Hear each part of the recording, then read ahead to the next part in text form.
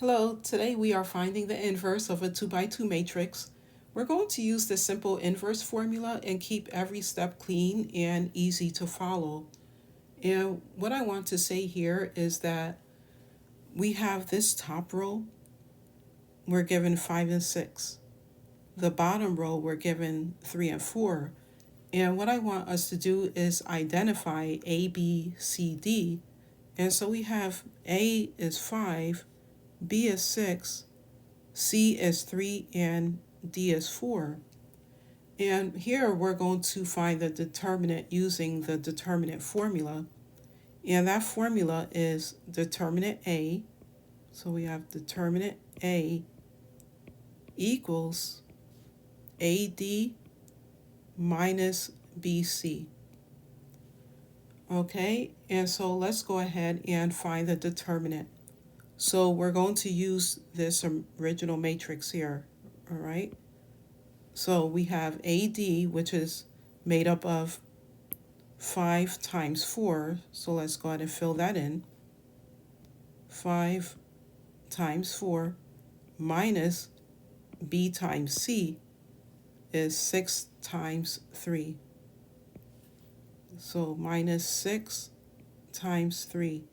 And so that is 20 minus 18, which equals 2. And since the determinant is not 0, the inverse does exist. Now we're going to start with the original matrix that we have here. And we're going to first swap the diagonal numbers, the 5 and the 4. Let's go ahead and do that. So we'll swap those numbers, the 5 and the 4.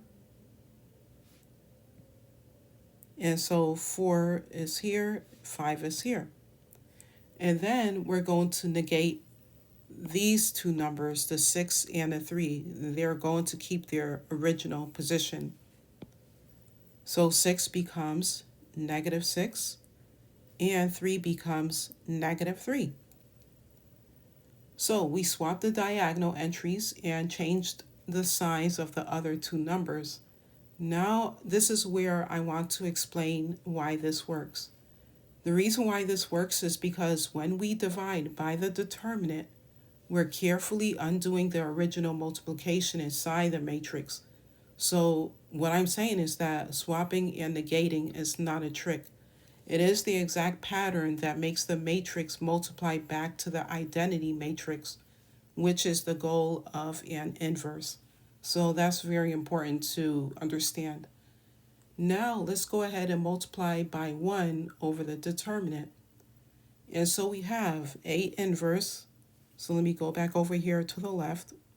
So we have A inverse equals 1 over 2 times, and then we have 4, negative 6, and we have in the bottom row negative 3, 5. All right. So now we're going to distribute the 1/2. So distributing the 1/2, we have A inverse equals, and let me just write this to where you can see it without really solving anything yet. Okay, and so we have this 4 over 2. I'm just going to write that down, okay? So in the A position, so 4 over 2, and then negative 6 over 2. We'll write that. Negative 6 over 2.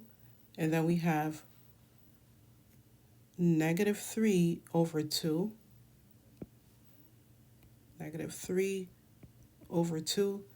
And last, we have 5 over 2.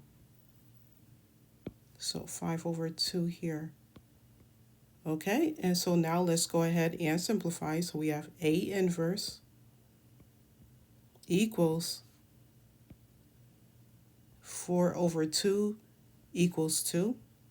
Negative 6 over 2 equals negative 3. Negative 3 halves is negative 3 halves. And 5 halves.